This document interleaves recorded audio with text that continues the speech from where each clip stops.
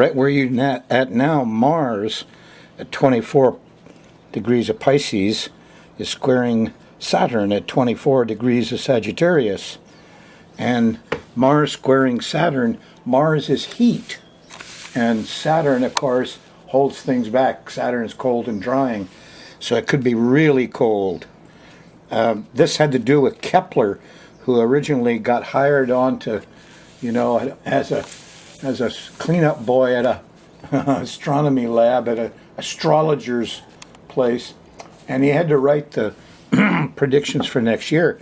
And he saw this, and he said it's going to be really cold, and on this certain week, and sure enough, he said people came out of the outside, blew their nose, and their nose dropped off because it was frozen solid. Well, anyway, here's the sun. It's gone into Aquarius. Be there all next week for you. There's a new moon at 8 degrees of Aquarius next Friday, a week from where you're at. Well, let's go after it day by day. If you're on the Thursday show, the sun is in square to the moon's in square to the sun. See, we're just going to run the moon around the edge. And as the moon makes angles to the various bodies, it creates the mood of the times. So on Thursday morning, the moon's in Libra still, a little shaky, a little overextended. As you go into Thursday night, however, it goes into Scorpio, starts getting a lot better. Because there's a lot of good angles here, someplace. Focus. The Friday, the 20th, starts out really good with a nice trine to Mercury, or sextile to Mercury, and you're moving and talking and communicating. You get inspired here after breakfast, before lunch. There's a sextile to, or a trine to Neptune. So, this is music and poetry and good thoughts, and everybody feels very religious. As you go to Friday night, here is a nice trine to Venus and a sextile to Pluto. It's very sexy, very powerful and loving. Moon in Scorpio is a very sexy sign, and you're going to feel it Friday night. Stay up late. It continues through the early hours of Saturday, the 21st of January. Moon still in Scorpio. Pretty much continues good feelings, nice lovingness, feels sexy all the way through Saturday. The peak of it here is on Friday night. But as long as the moon's in Scorpio, right up to here, that's these little lines are 2 a.m. in the morning, Hawaii time. This is midnight, West Coast. Moon shifts into Sagittarius, and all the feelings, the vibes all change. It's pretty good here after breakfast Sunday. There's a sextile to the sun. We're getting things done. I got a plan, but it slowly becomes more and more confusing. As Sunday night after dinner, the moon squares Neptune, and there's confusion. Lots of confusion. Things getting lost. Monday morning, not too much different. Still a little foggy and a little unsure about where everything is. And by the time you get to Monday night on the 23rd, here's a square to Venus. You can't get any rest. Things start getting tightened up. It's getting colder. You're feeling restricted. The moon's coming up to go by old nasty Saturn here. When the moon goes by Saturn, which will be late Monday night, 9, 10, 11 o'clock in Hawaii, you might get some answers that feel kind of good. But you want to be careful, because it's going to be about restriction. Saturn likes money before he does people, so watch out. Tuesday morning, you're in the Mars zone. You're starting to get angry, a little impatient. Peaks out after breakfast here on the 24th when the moon squares Mars. And we're all, too much energy. Ask yourself what you're protecting. Tuesday after noontime, the moon shifts into Capricorn. This is Capricorn right here. And it gets better. Tuesday night, here's Mercury. And, Mercury's up here by then. It's really Wednesday morning. The moon goes by Mercury. And it sextiles Neptune. And there's good thoughts and good poetry and good words, and we're feeling pretty inspired here and communicating, and the kids are happy and they're singing songs. It's a pretty good morning, Wednesday the 25th. As you go towards the evening, the late evening, here around 10, 11 o'clock or so, the moon goes by Pluto, and it becomes kind of radical. Radical's a good nerd. Extremist, huh? Tend to go clear over there, clear over here. That's what Pluto does. Pluto's an extremist. You might be thinking about policemen, weapons of mass destruction, things like that as the moon goes by Pluto. Or it could just be little startle reflexes. Eek, a bug! You know, it's flight or fight. Your reptile brain is in charge here Wednesday night. So beware. On Thursday morning, the 26th, you're up against the big Grand Cross right away. There's a square to Jupiter, overdoing it. What do you mean the lawyers want to dump the homeless?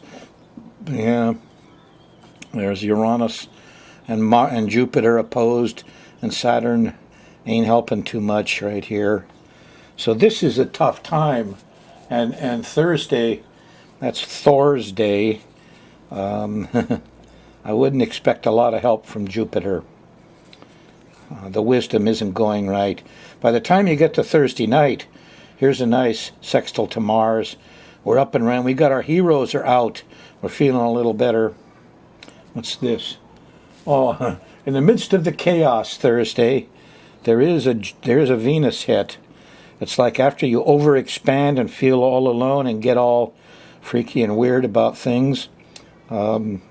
Finally, Venus comes along, and there's a little peace and quiet, but I don't think you're going to feel her much Thursday in the middle of the day. But you will feel the Mars. Get out and do some physical stuff Thursday after dinner. You know, be heroic. Yeah. On Friday the 27th, the moon goes into Aquarius. You're in that new moon zone here. The new moon is in the afternoon of Friday the 27th. It's an Aquarius new moon. Takes the emphasis off Neptune. We've had enough music and religion and dreamy stuff, but it doesn't get in trouble with any other planets, and so it could be a pretty good month following this new moon. It's intellectual, the sign of Aquarius. Yeah. As you go through Saturday the 28th, here's a sweet spot. It's in the afternoon and evening. There's a sextiles with Uranus first, and there's brotherhood, and common sense flows. And then there's a Jupiter trine. Wisdom comes out. Then there's a Saturn sextile as you get to before dinner here, or after dinner, and you kind of settle things down. So there's a lot of good earthly wisdom here.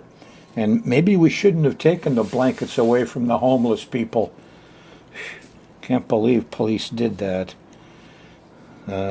Anyway, moon goes into Pisces. Sunday when you wake up on the 29th, you're in Pisces. Things change again. Sunday afternoon after lunch, the moon goes by the south node. We all feel like we need a little help. But Sunday night late, this is actually right on the 2 a.m. mark. So this is really Monday morning at 2 a.m., but you'll feel it Sunday night, which is a religious musical time to take off. Stay up late. Study the wisdom masters and good music. You know, Bach, Satie. Eric Satie is a wonderful guy to listen to music. And you're likely to get some inspiration Sunday night. Yeah. Let's see, anything else here before we leave this? Oh, I have it in mind to look into the charts of Mr. Trump. Yes. Let's give it a try. Before I get started, a nice viewer, a lady named Hazel over in Pahoa, sent me this on email. I love this. Wise words from a viewer. It's a quote from Joe Cocker, the musician, a Woodstock man. Once while traveling across the sky, this lovely planet caught my eye. Being curious, I flew close by. Now I'm caught here till I die. We're just learning to live here together till we die. Joe Cocker. Lovely stuff. Whoops, here's my website. skymarastrology.com/TV. But what I wanted to show you is this. Oh, got some wise sayings? Here's my email, rollinfrost@yahoo.com. Send me your wisdom sayings, will you? I mean, that's lovely.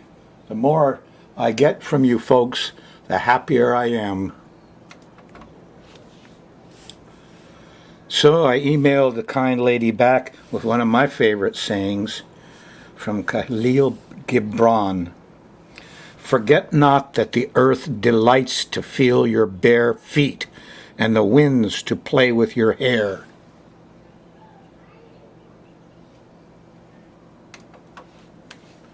Finally, I don't know where this came from, but when I was a very early teenager, I built a little garage bedroom out in the backyard, and when I had my own wall to decorate, that's what I wrote on the wall.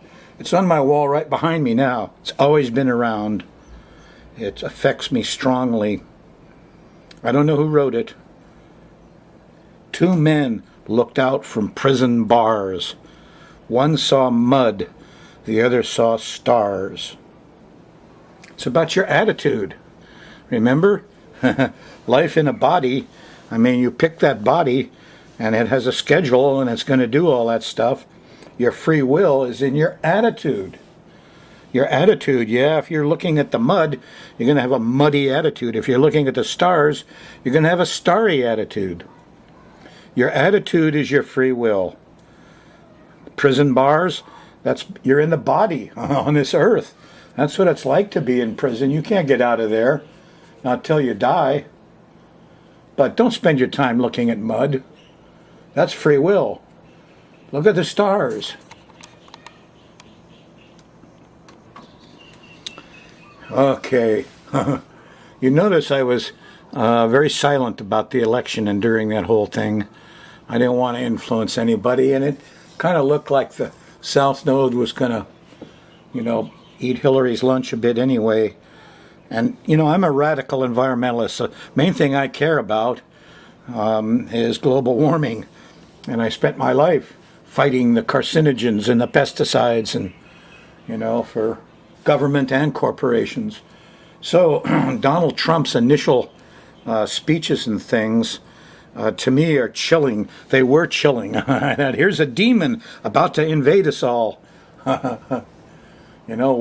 Doesn't recognize global warming. What's wrong with this man? And we elected him president. But I'm ready to do some work on him now, and here it is. Okay.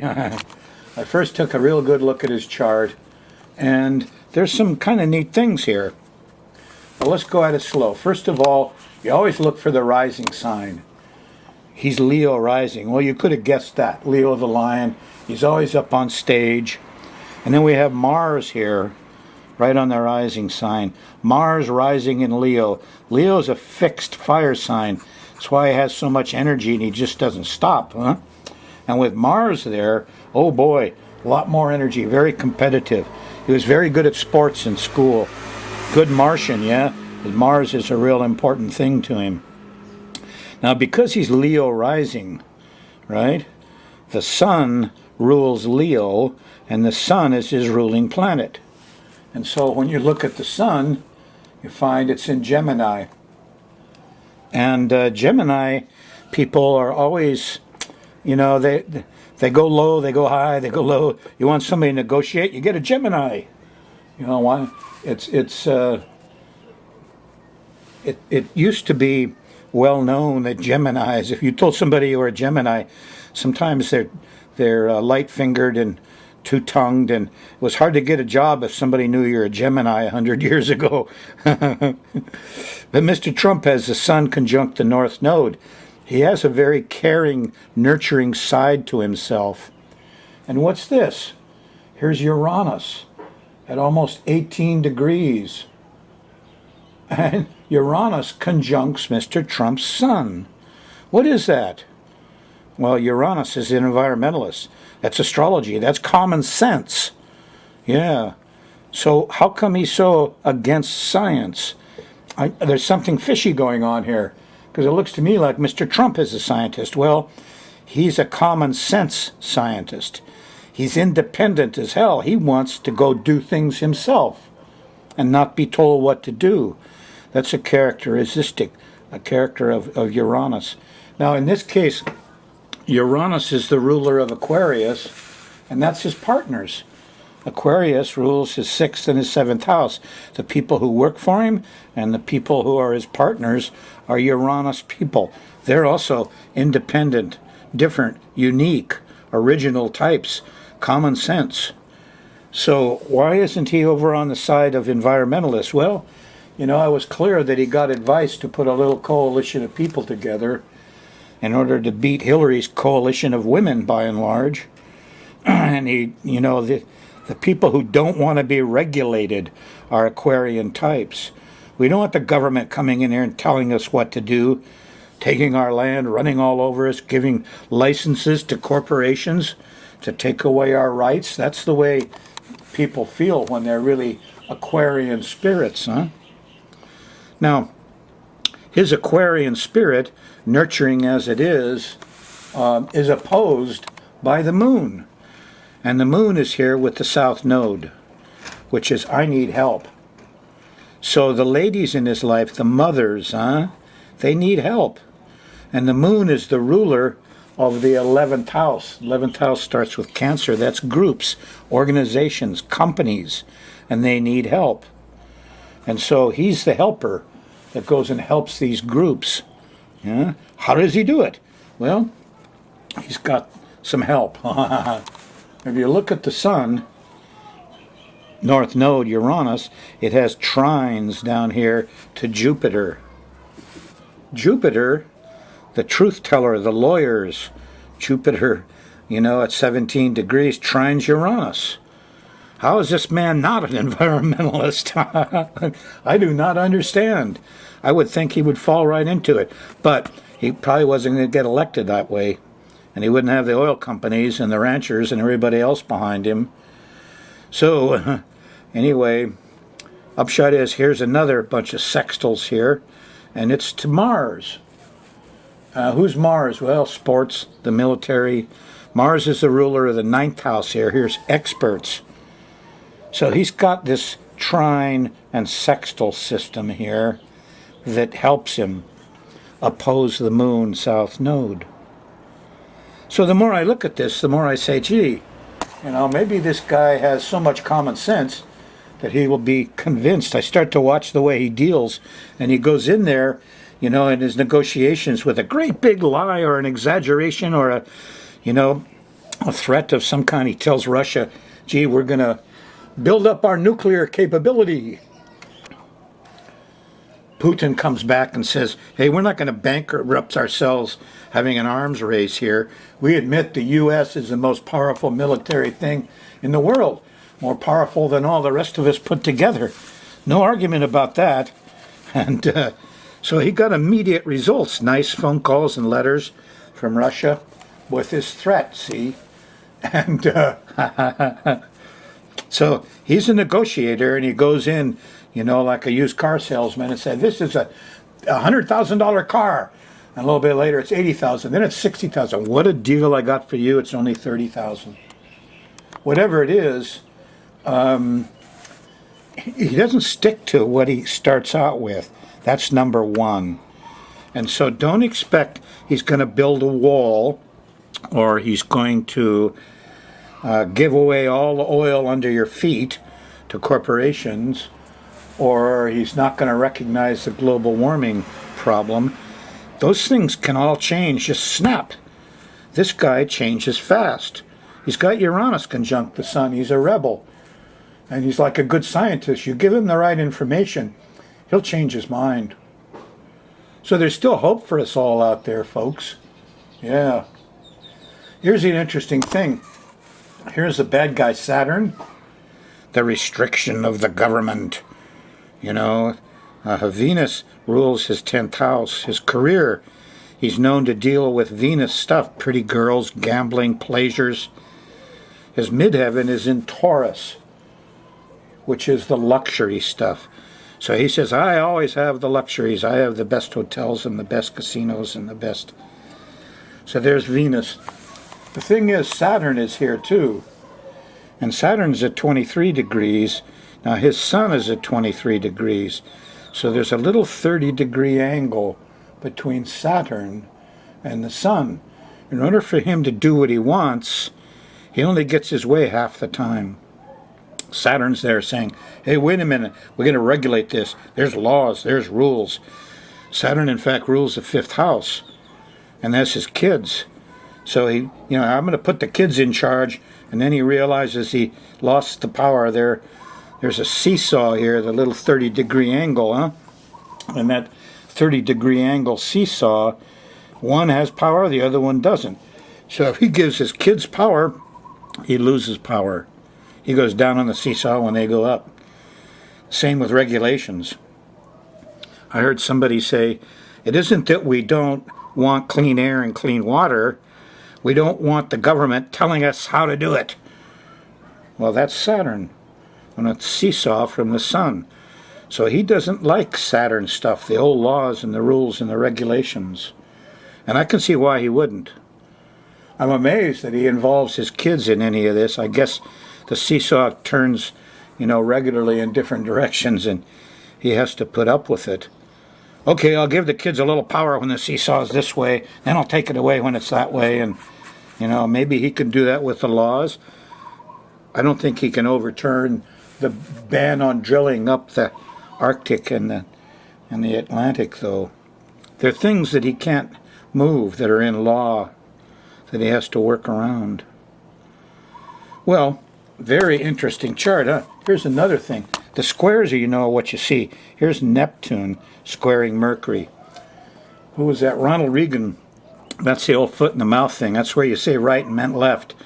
This is where you say things that you just dreamed up. And we know that he's like that, isn't he? Yep. So, between the Neptune-Mercury square and the fact that he's a Gemini sun sign, which is a salesman and can change and skip back and forth like an 8-year-old, he's not, he's steady in the body, and his real identity is very steady and doesn't give up. He's Leo the lion. But, as far as the king goes, and that's what he is, maybe he's the last of the kings here, huh? He's fast on his feet. Here, I made a list of some of the different angles on his chart. He's got a lot of good stuff going on here. The poor stuff, that happens too. He doesn't really like the spotlight, believe it or not. He'd rather not be out there in the public arena like he is. Of course, there he tweets, doesn't he? There's Uranus. He was on television. He had the show, and we have Uranus power here. There's hope for this man after all. There is. Well, I got a minute left. Here's Mike Pence as the vice president. I tell you, after the eclipse in August, he may be important to us. Interesting character. You know what? He's a Gemini rising. He's got the sun, Mercury, and moon all in Gemini. He's a Gemini character. With the sun on the rising, he looks like the father. He really looks good. Let's face it. He looks very good, doesn't he? So, he's a fitting companion. His moon in Gemini matches the sun in Gemini with Donald's. That's a friendship thing. But he's kind of fast on his feet and easy with his words too, isn't he? Yep. More on these guys later. Okay.